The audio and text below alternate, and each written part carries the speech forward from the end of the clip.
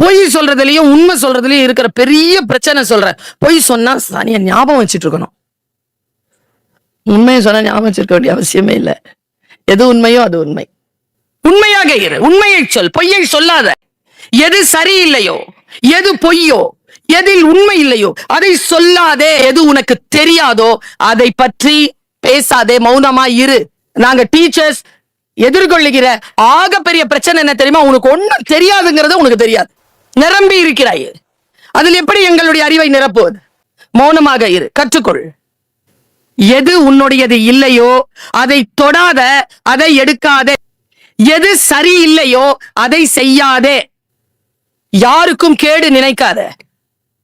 மறந்தும் பிறன் கேடு சூழற்க சூழின் அறம் சூழும் சூழ்ந்தவர் கேடு.